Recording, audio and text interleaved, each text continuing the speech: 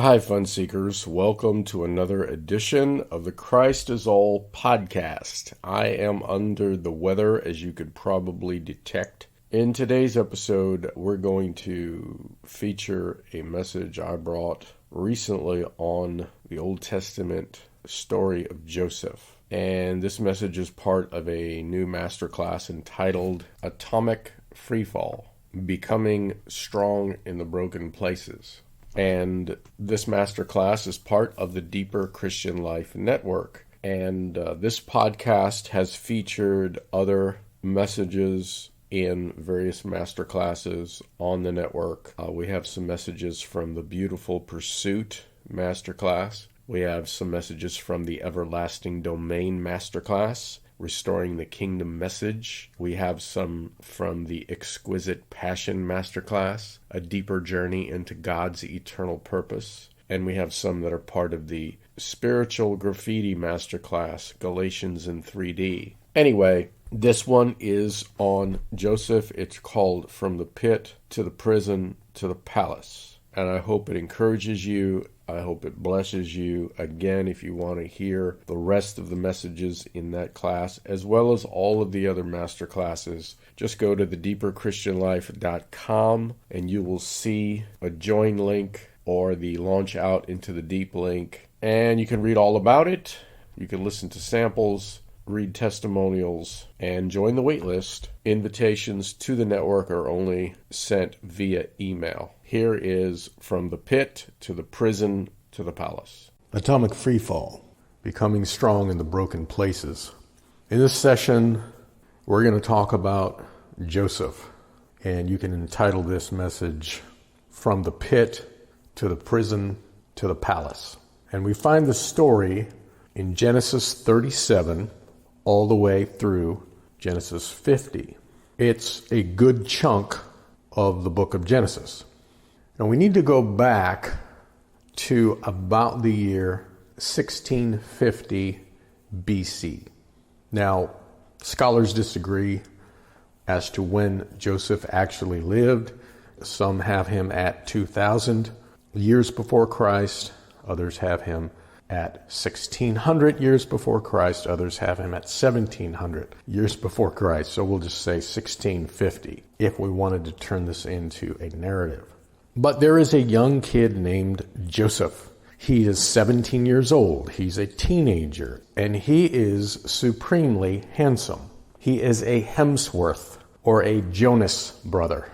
If you're a little older, he's a Brad Pitt or a Tom Cruise. If you're even older, he's a Robert Redford or Paul Newman. And if you're really, really old, he's a Cary Grant. Well, this young kid has some very significant dreams.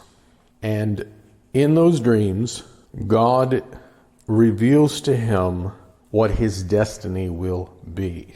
And the dreams depict that he is going to be a ruler. He's going to reign.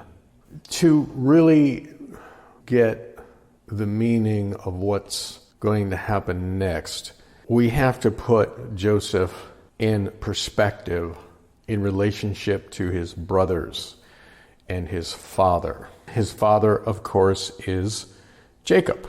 And Joseph is the 11th son of Jacob. Jacob had 12 sons who became the fathers of the nation of Israel, the 12 tribes. But these 12 sons came by 4 different women. And one of his sons, Reuben, had sexual relations with one of his father's wives. In addition, 2 of Joseph's brothers, Simeon and Levi, are mass murderers. Joseph's brother Judah had sexual relations with his daughter-in-law. In other words, Joseph is part of a dysfunctional family. And he is Jacob's favorite son because he was born from his mother Rachel, who was Jacob's favorite wife. Rachel was the woman he actually fell in love with. If you remember the story, he had worked to gain her hand for 7 years. Well, Rachel gave birth to 2 sons, Joseph and the youngest Benjamin, before she passed away. And when Joseph was a teenager, his father really favored him above the other sons. And because of that favoritism, his other brothers hated him, just despised him. So much so that they couldn't even bring themselves to speak a kind word to him. And there was no doubt that Jacob was going to choose Joseph to be the recipient of the double portion of his blessing, which meant Joseph would receive the inheritance. Well, Joseph has this dream, and in the dream, he sees his brothers bowing down to him like sheaves of grain. And Joseph is really not mature enough to understand that to share that dream with his brothers who already despise him is not a wise move. But he does so anyway. He shares the dream with them, in effect saying, hey, you guys are going to have to bow down to me one day. And this enrages them. He also had another dream where his parents are going to bow down to him as well under Joseph's authority someday off into the future. Now, there's a point here. Not every vision the Lord gives you is meant to be shared with others. Wisdom would dictate that you keep some of that, perhaps most of it, to yourself. This is a character of wisdom. It's to know when to keep your mouth shut. And not only were the brothers hostile toward Joseph because Jacob favored him, they also didn't like him because he was a bit of a tattler. He would bring a bad report about his brothers to his father. And the other thing is that Jacob, his father, made this beautiful coat for Joseph, something he had not done for his other sons. And I get the impression that Joseph flaunted it in front of his brothers, just given his personality and given the fact that these guys were already boiling at him with jealousy. And all of this together landed Joseph in a pit. His brothers came up with an evil scheme that while Joseph was shepherding the sheep, they would basically put him to death. They would throw him into a pit and then spawn a tale that a wild beast had devoured him. Now, let's talk about the pit. And this is the first stop before he gets to his final destiny and the dream comes to pass. It's the pit. The pit is a waterless place. There is no light there. There's no sustenance. There's no food. It's hopeless. He cannot get out of the pit himself. The pit is the place wherein you lose all control. And Joseph is stripped of all self-sufficiency. He has hit rock bottom, literally. You can't get yourself out of a pit. You can't fix it. You can't make it better. Only God can bring you out of a pit. And this pit was probably a cistern, an empty one, with no water. It once held water, but now it doesn't. And Joseph is not aware that his brothers told his father Jacob that Joseph had been killed. And so during this time, from the pit, and then when he lands into the second place of his destination, he's probably wondering why his father's not seeking him out. So there's disappointment and even disillusionment because he knew he was the favored son. But brothers and sisters, God will put most of us in a pit at some point in our lives wherein we lose all control. It's dark. There is no light. It's dry. There is no water. It's hopeless. We can't get out ourselves.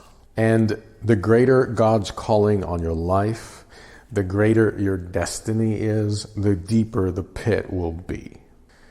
Well, in the story, Reuben speaks up and he persuades the other brothers not to actually leave him in the pit to die, but to strip him of his colored coat and sell him into slavery.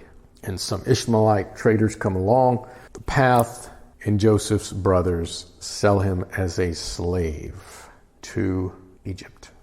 Now, here's the point. Even if you're in a pit, God is going to take care of you if you lean on him and you trust him. When you're in a hole that you cannot get out of, it's desperate, God is testing you. Trials expose the condition of our hearts. and the measure of our spiritual maturity. Most of the time we think we are further ahead than we really are, and a good first-class trial and a test will expose that. I talk a lot about this in my book, Hang On, Let Go, which really is a dissertation on trials and tribulations. And Joseph had a monumental one here. Being left in a pit, we don't know how long he was in there, but he gets sold into slavery. And what's fascinating about this is that when Joseph will reflect on this later on, he will say, God brought me here to Egypt, the place where he was sold into slavery, not my brothers, but God.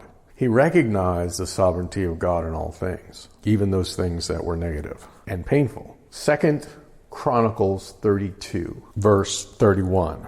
Even in the matter of the envoys of the rulers of Babylon, who sent to him to inquire of the wonder that had happened in the land, God left him alone, only to test him, that he might know all that was in his heart. Now, this is speaking of Hezekiah, but the point being is that God left him alone to test, to expose what was in his heart, that he might know all that was in his heart. Now, the Lord knows what's in our hearts, but when he puts us in the pit, we get to see what he already sees. And it could be quite striking and quite disappointing. You can't fix that which you're not aware of. You can't change if you think you don't need to be changed. There's a lot in the Bible about the test of the Lord. And we see it in the New Testament as well. In one of Paul's letters, he said, God who tests our hearts. And the pit will definitely test us. It will expose us. It will reveal the strength or weakness of our spiritual mettle. But Joseph did not allow the circumstances of his plight to alter his relationship with the Lord. And this is key throughout the whole story. One of the purposes of trials is to develop our capacity and our character and our maturity to carry out that which the Lord has called us to do. Joseph had no way of seeing the future. Yes, he had those dreams, but he didn't know how those dreams are going to be fulfilled, but he hung on to the dream. He hung on to God. And now he's a slave in Potiphar's house. Potiphar was a high-ranking official in Egypt, and Potiphar can tell that the Lord was with Joseph and that God made everything Joseph did to be successful, and therefore Joseph finds favor in Potiphar's sight. Now, obviously, Joseph talked about God and his relationship with God, attributing his success, his abilities to God's favor. Joseph was faithful where he was, even in the role of a slave. And that, of course, was a stepping stone to his ultimate calling. He was being prepared. He didn't complain. He didn't murmur. And God cares more about the development of the dreamer than the dream itself. Now, again, we know that Joseph was handsome. And Potiphar's wife, it appears, has a hormone problem. She is a desperate housewife. And she comes on and begins to hit on Joseph continuously, over and over again. This went on. We don't know how many days or even weeks or months, but it was a perpetual thing. She wanted Joseph in a sexual way. And to his credit, Joseph resisted continually. Now again, he had God in his life. And one of the things he said is, how can I do such a great evil to my God? How can I sin like this with this man's wife against my God? But day after day, she continued to flirt with him. And I think we need to step back and just have a moment of great respect for Joseph. It's one thing to overcome a temptation. It's one thing to overcome several temptations. But to overcome again and again and again when you're being assaulted with temptation after temptation after temptation, she probably tried all sorts of ways to seduce him. And so he's a man under pressure. And yet, with the aid of his God and his resoluteness to withstand, he flees the temptation, as Paul said to Timothy. Well, hell hath no fury like a woman rebuffed. And Potiphar's wife falsely accuses Joseph of essentially trying to rape her, which is the exact opposite of what happened. And typically when false accusations come your way, brothers and sisters, it is the exact opposite of what really happened. And the person who's tossing the accusations is very often guilty of the same things they're accusing you of, only it's not been made known. That's something to remember. Well, Potiphar, the pressure's on him. He really likes Joseph. He respects him, but he cannot let these accusations go. And his wife is insistent. I don't know if Potiphar believed them or not. I don't know how well he knew his wife. Either way, Potiphar puts Joseph in prison. And Joseph is bound. He's shackled. He's removed from sunlight and once again all hope. And Psalm 105 describes the situation. Psalm 105 verse 17. He, meaning God, sent a man before them, Joseph, who was sold as a slave. They afflicted his feet with fetters. He himself was laid in irons, until the time that his word, God's word, came to pass. The word of the Lord tested him, tested Joseph. You see, Joseph had a word from God in the form of those dreams. But that word was being tested in Joseph's life. Hey, I'm supposed to be reigning and ruling. My brothers are supposed to be bowing down to me. Even my parents are. What am I doing here in prison, falsely accused? There's no hope. First I'm put in a pit, now I'm in prison. The word of the Lord was testing him. And brothers and sisters, if God has given you a vision, if he's revealed to you something of your destiny, if he's put a dream in your heart, it's going to be tested severely, as it was in Joseph's life. But God was in the prison with Joseph. The Lord was with Joseph and extended kindness to him. See, the Lord doesn't deliver us out of our trials very often. He joins us in the trial. He enters the fire with us, and he becomes the light in the midst of our darkness. Acts chapter 7, verse 9, the patriarchs became jealous of Joseph and sold him into Egypt, but God was with him once again. The Lord was with Joseph. Why? Because Joseph was with God. Now, we know that God is with us in a more metaphysical way. He's omnipresent, right? He's everywhere. He's with everyone. But when it says that God is with a person, it means that his blessing, his presence, his favor is on that person. He's with them in a relational, intimate way. He's aligned with them. And the reason why God was with Joseph in this way is because he was with God. Now, there are two people in prison with Joseph. He's also with the chief jailer, who Joseph finds favor with because God is with Joseph. Whatever Joseph is doing there in prison, the Lord is blessing him. And the chief jailer notices it. Just like Potiphar favored Joseph because the Lord was with him, so too the chief jailer does. But there's two other men in prison with Joseph. There is a cupbearer and there is a baker, both for the king of Egypt. And they had offended their master, Egypt's king. Pharaoh is furious with them, and he puts them in confinement as well. And they share space with Joseph, who too is imprisoned. Now, what's interesting too is that while Joseph is there, he serves these two men. He interprets their dreams. And there's a principle here. God will give you people to serve in your own imprisonment, in your own suffering. And Joseph was able to help two people as he languished in jail. He had to look past his misery. He had to look past his pain. He had to look past his disillusionment to serve these two men. And that's counterintuitive, because when you're in a situation like this, where your freedom is taken away, or in your particular case, when you're going through hell, the tendency is to be self-absorbed. The tendency is to have pity on yourself. It's very natural. But if you want to see God show up, look for other people to help and serve while you are suffering. Use your gift for those who need it. And that's exactly what Joseph did. He exercised his gift, even though he felt forgotten. Joseph finds himself in the pit again in the form of a prison. He's with these two officials from the king. Now, what ends up happening is Joseph interprets the dreams that these men have, and one of them, his destiny is to be freed from prison. The other one, his destiny is to be killed. And that's exactly what happens. Now, to the one who is going to be freed, Joseph says, listen, please remember me when you leave and tell Pharaoh and get me out of here. But no good deed goes without being punished.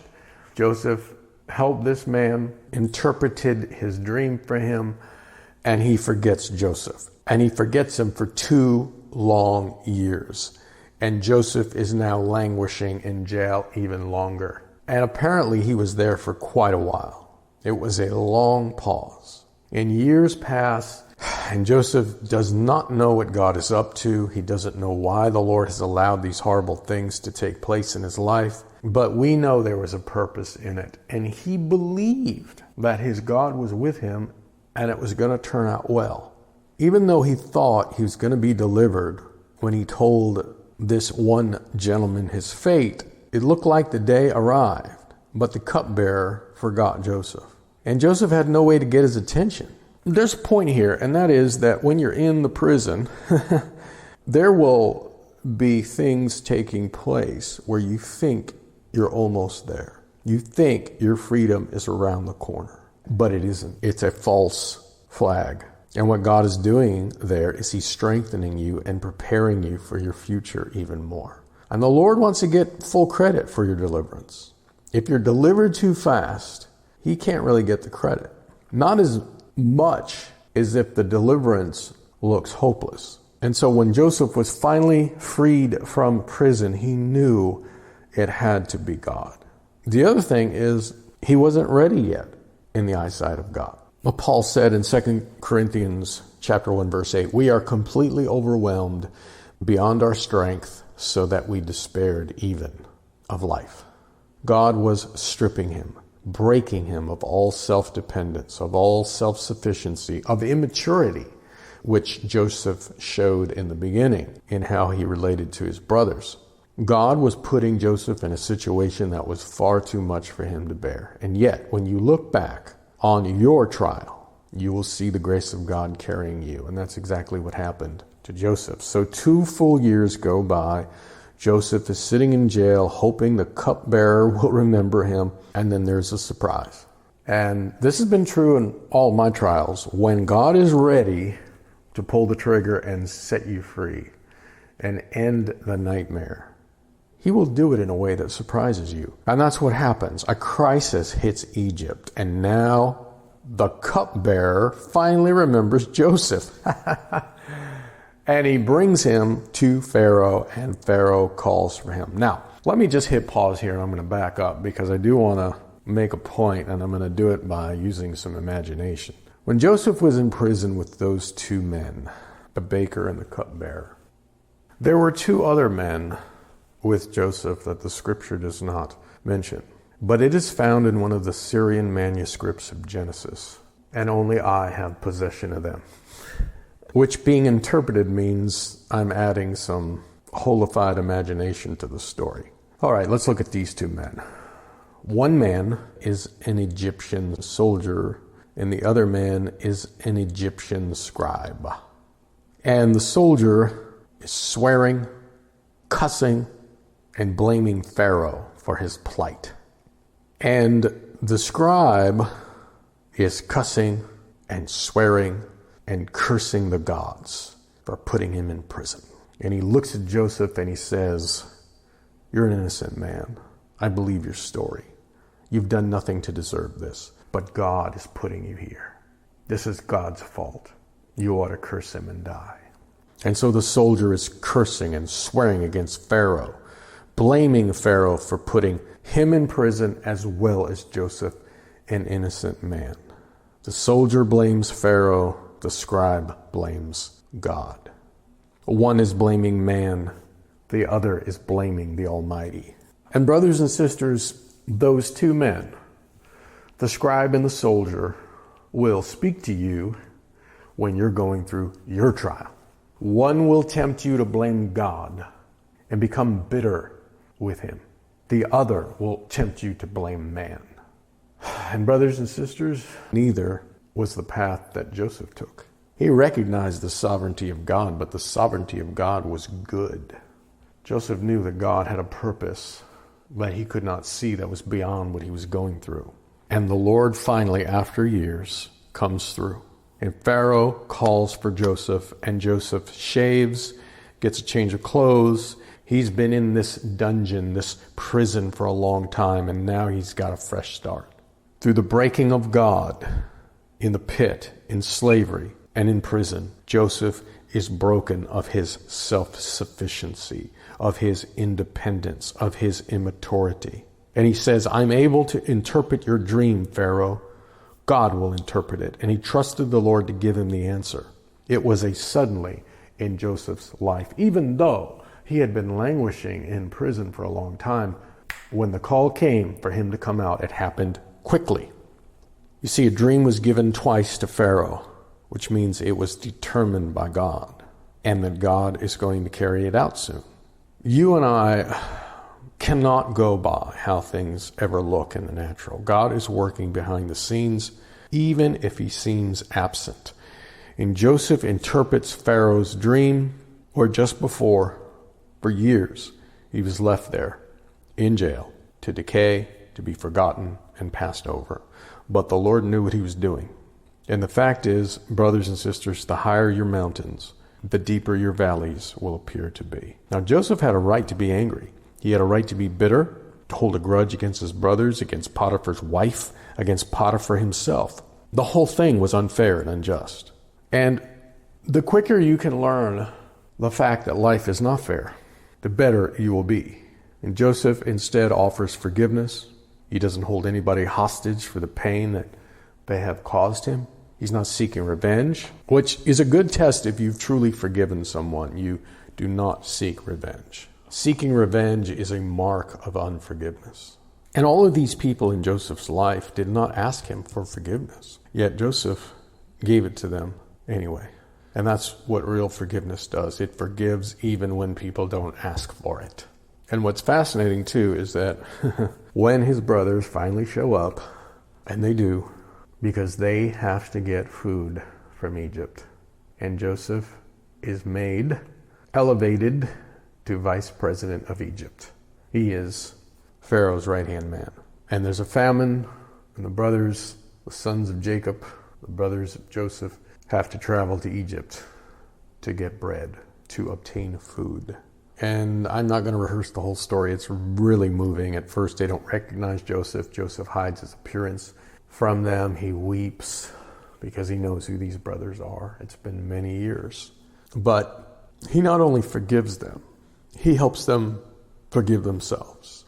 And he says these words, that what you meant for evil, God meant for good. God took the wicked thing that you did to me and he turned it into good. And look where I am now. And exactly what he had dreamed came to pass. They were bowing down to him. Amazing. He helped his offenders forgive themselves. They sold him. They left him for dead. But God used it to send Joseph to fulfill his calling, which would benefit God's people who would become Israel. Joseph had the perspective of God, which helps us to forgive people who've wronged us. He said, in effect, God made me forget all my hardship, and he made me fruitful in the land of my affliction. Joseph forgot the pain. The Lord took it all away, and even the memory of it. And he recycled the pain into transformation. And so Joseph was elevated from the pit, from the prison, to the palace. And just as Joseph had a dream in the beginning, Pharaoh had a dream. And just as Joseph was stripped of his clothes when he was put into the pit, his robe rent from him, he's now given new clothes. And Pharaoh is acting toward Joseph like a new father. And he ends up being the second in command in Egypt. he is brought into the palace. And the way he deals with his dysfunctional brothers is simply beautiful. And finally, Joseph meets his father Jacob, the man who thought his son had died so long ago. And there's drama and pathos in the story. And Jacob lives in Egypt for some 17 years, and when he's getting ready to die, he says, "Do not bury me in Egypt.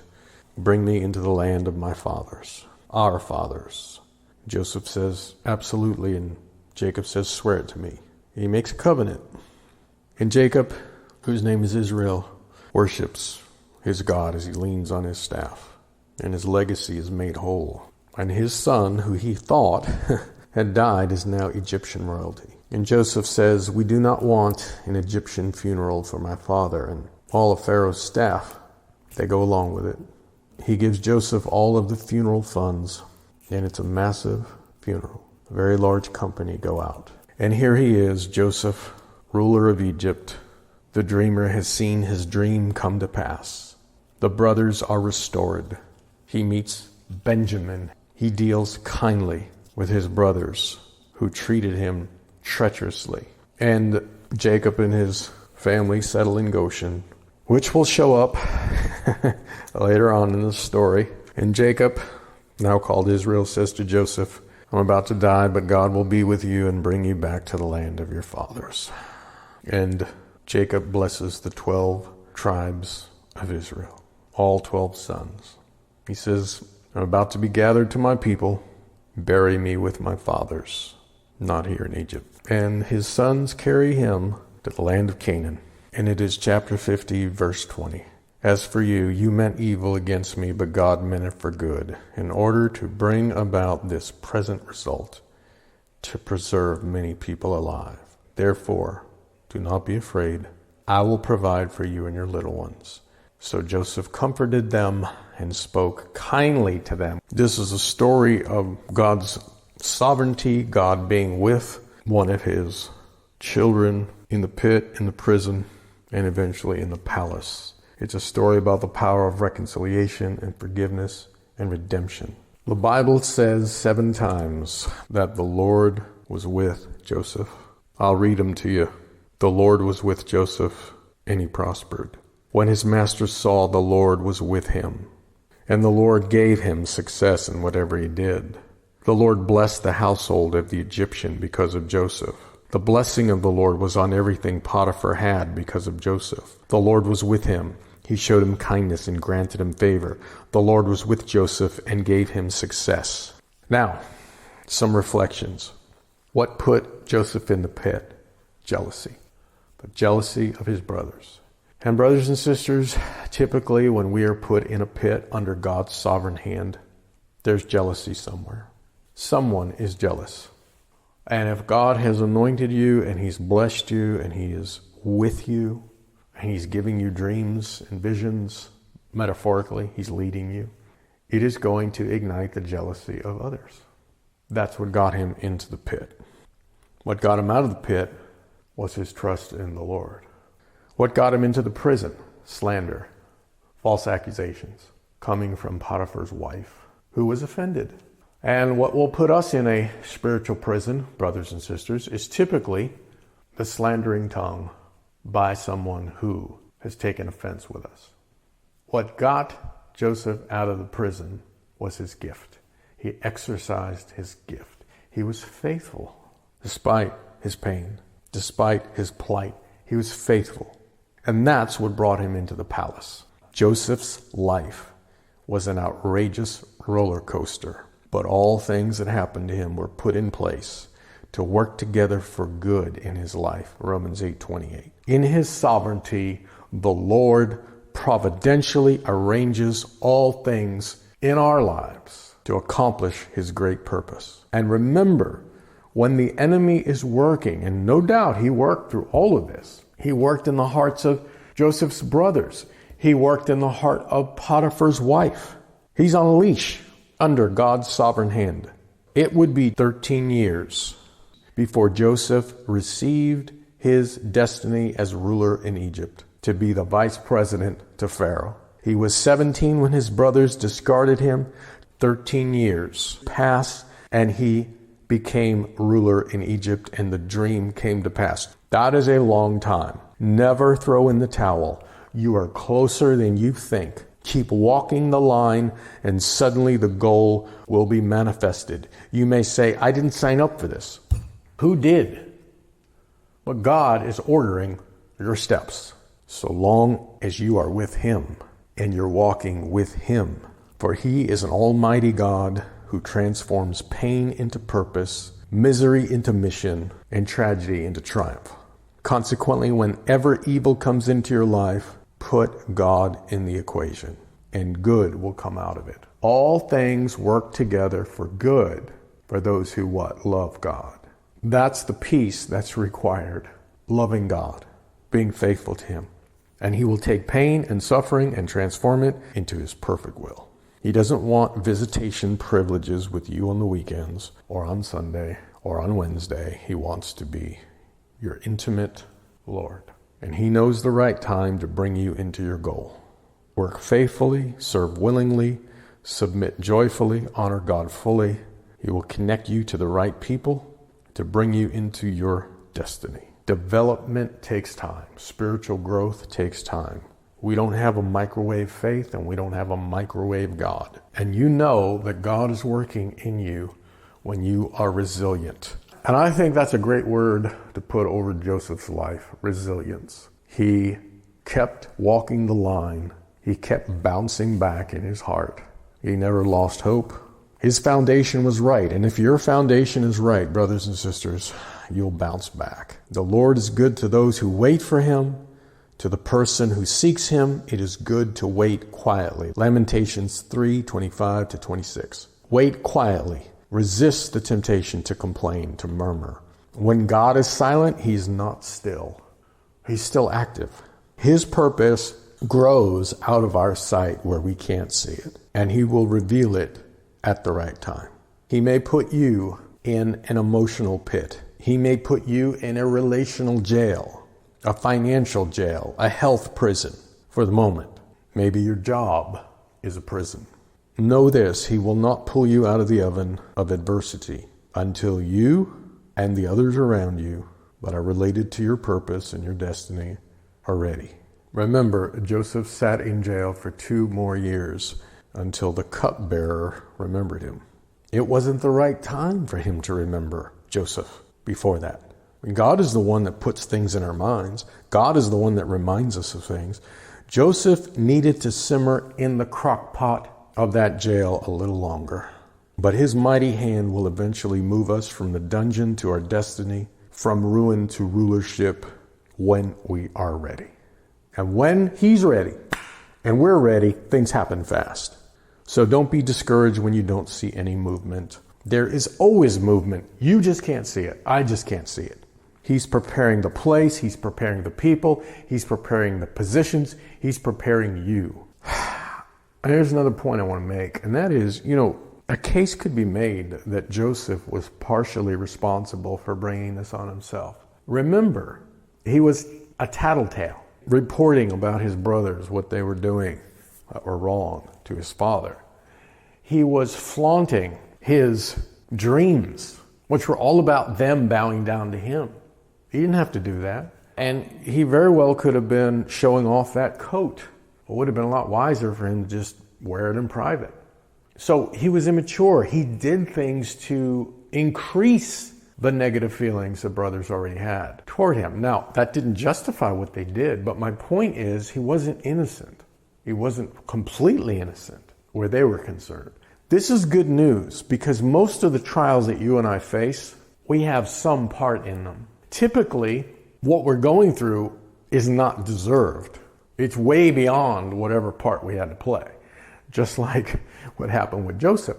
But it's good to know that even though Joseph was partly responsible for the hateful attitudes that the brothers had toward him, God was still with him. God still used everything that happened to him. God was the one who sent him to Egypt for his greater plan, and Joseph even says that. Genesis 45:5, now do not be grieved or angry with yourselves. He's talking to his brothers. Because you sold me here. For God sent me before you to preserve life. God sent me. Yeah, you brothers think you brought me here, but God was the one who was behind it all. Isn't that amazing? The Lord takes an evil act and he uses it to accomplish his purpose. So, if you have been responsible, partly, minimally, even 5% for your trial, for your suffering, take heart. The Lord's still behind it. The Lord will still use it. The Lord will still accomplish his purpose through it. That's good news. And here's the bigger picture. Genesis 37 to 50. All of it is moving toward God's eternal purpose. To find the people through which the Messiah would come. To secure a people for his name. And we see these moves in the pit, which is chapter 37, in the prison, which is chapter 39, and the palace, which is chapter 41. None of us can go straight to the palace. We have to experience the pit and the prison first. The palace is always preceded by the pit and then the prison. And God's purpose of reigning and ruling with Christ is the goal. Let me say it again. What put Joseph in the pit was jealousy. When God begins to show his favor on your life, begins to promote you, some people, even your peers, will begin digging your pit. But the people who dug Joseph's pit, in the end, were the ones who served him. Slander, malicious accusations due to an offense put him in the prison. But what got him to the palace was his faithfulness to God throughout all of it, his refusal to become embittered, and his exercise of his gift to serve others. The scripture says your gift will open doors. Your gift will make room for your ministry. If you stay with the Lord, he will come alongside you in the pit, in the prison, and in the palace where you will fulfill his purpose in your life. Patience, endurance will keep you faithful under pressure. The Lord was with Joseph in slavery, in temptation, and when he was being slandered. His presence was blessing him in the midst of his weakness, troubles, sorrow, and unjust treatment. And God was still honoring him and elevating him. It's a story of triumph and weakness, victory and suffering. And God will be with you and me in the same way if we honor him in our trial. He will be with us as we stay close to him. And here is the postscript, brothers and sisters, to the Joseph story. Who is Joseph? He's a beloved son. He came to his own, and his own did not receive him. He was wounded in the house of his brethren. He was a shepherd, beloved of his father, hated by his brothers. He foretold his future of reigning and ruling. His brothers plotted against him. He was stripped of his coat. His brothers, while eating, intended to slay him. He was sold for the price of redemption. His blood-sprinkled coat was presented to his father. He became a servant. His master was well pleased with him. He was severely tempted, yet did not sin. He was falsely accused. He was numbered with transgressors. He was the means of blessing to one, but the pronouncer of judgment to the other. He was delivered by the hand of God. He was seen as the revealer of the secrets from God. He was exalted, set over all the people. His authority and glory caused all to pay homage to him and every knee to bow before his presence. He was called the Savior of the world. He was 30 years old when he began his ministry. He was revealed to his brothers the second time they saw each other, when he was in the palace. In other words, his second coming. He forgave his brothers and became their Savior. And at first, when the news that Joseph was alive, it was not believed. Brothers and sisters, Joseph is a picture of the Lord Jesus Christ, and all who are in him follow the same path. Those who suffer with him will reign with him. Praise the Lord.